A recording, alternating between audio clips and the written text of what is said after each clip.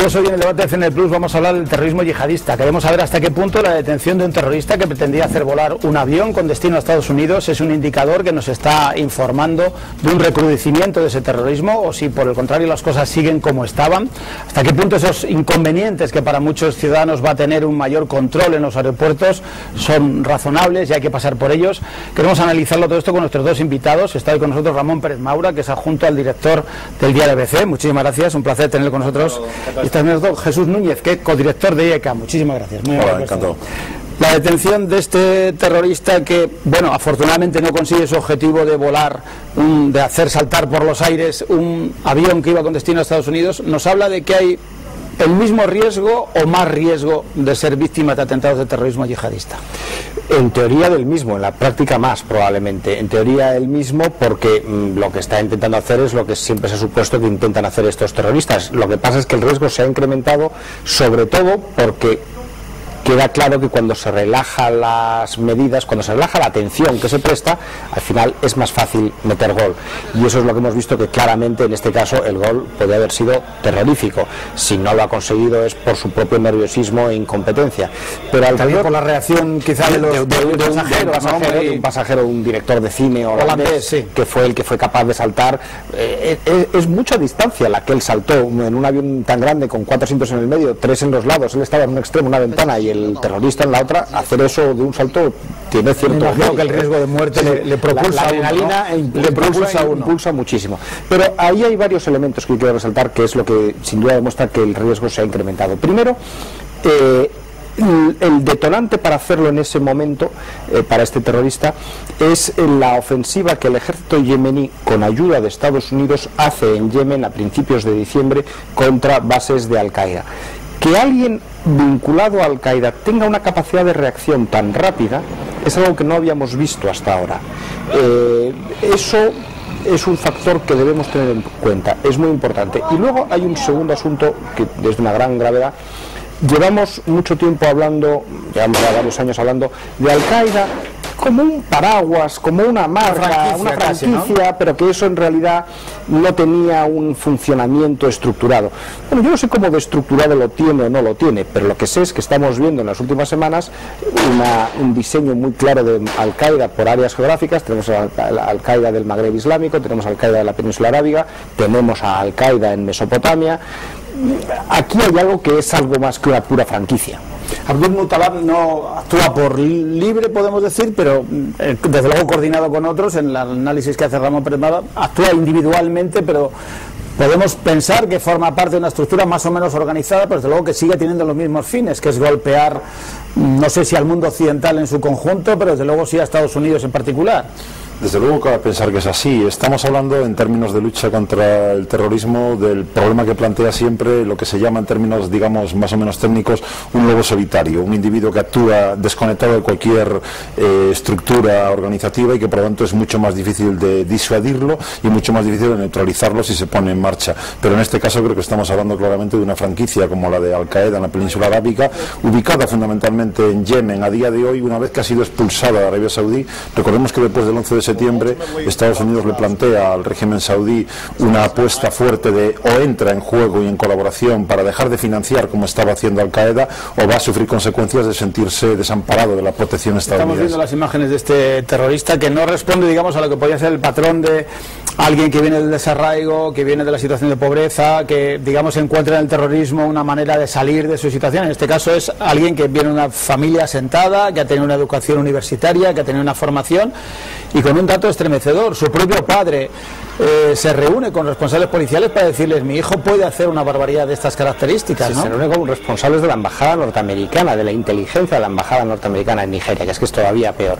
Pero yo creo que si había alguien que todavía se creía la milonga, la cantilena de que el terrorismo tiene sus raíces en la pobreza, el desamparo y la miseria, hace ya tiempo que sabemos que eso no es así. Pero es que el terrorismo yihadista claramente no tiene ese origen. De los 19 terroristas que iban en los 4 aviones del 11S, 15 nada menos eran saudíes, de familias unas más acomodadas que otras, pero desde luego ninguna pobre. Ninguna de la miseria. Lo que, bueno, si pensamos que eso Osama Bin Laden, desde luego problemas económicos no tenía para llegar a fin de mes. Y todo esto es exactamente lo mismo. Este nigeriano es un señor que su padre es un banquero conocido, de una familia conocida en Nigeria, y que es captado, no sé si en Londres, no sé si en Nigeria, pero es captado por círculos yihadistas que esencialmente trabajan a través de Internet. Los primeros contactos son a través de Internet, y eso es global, y generalmente los que están colgados en Internet tampoco suele ser la gente que está en la miseria.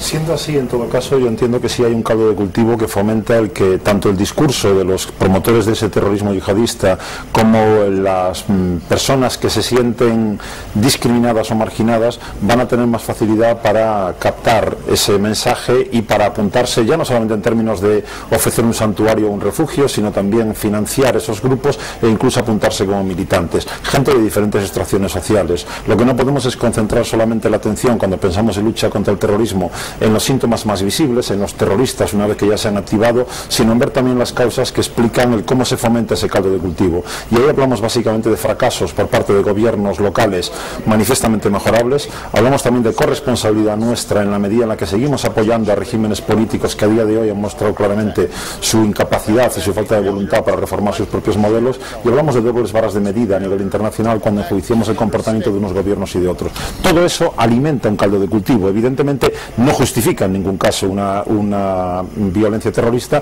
pero sí es algo que nos debe hacer pensar para imaginar qué tipo de estrategias podemos dar como respuesta. Claro, la teoría que dices, Jesús, a mí me parece muy bien, pero claro, la práctica eso puede tener complicaciones, porque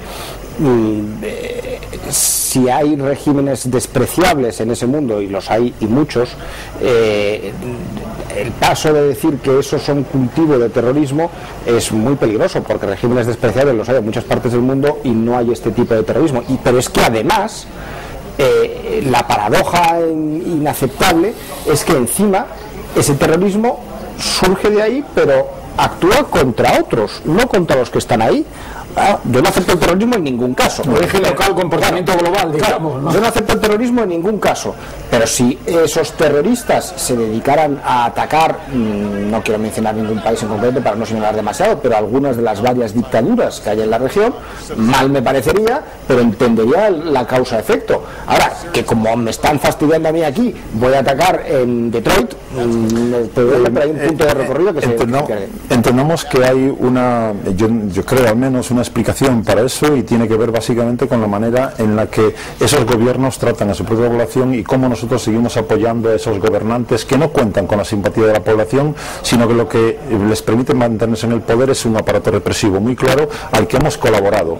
Desde ese punto de vista no deja de tener racionalidad, obviamente desde el puro análisis y alejándome mucho personalmente de esa situación, el que intentan romper el vínculo que une a Occidente con esos gobernantes locales. Su objetivo fundamental lo ha sido Arabia Saudí, lo es a día de hoy Pakistán.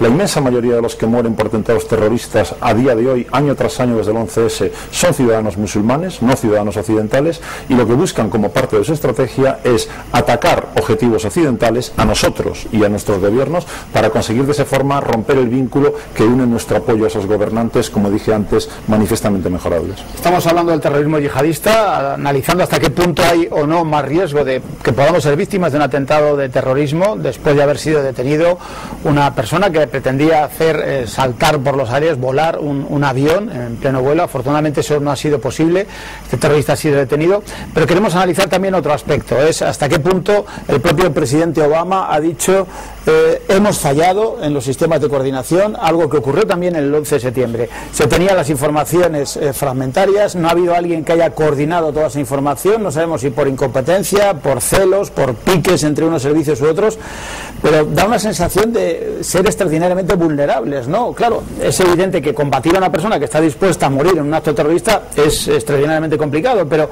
no ha fallado, el propio Obama lo reconoce, no han fallado los sistemas de inteligencia, los sistemas de vigilancia de Estados Unidos.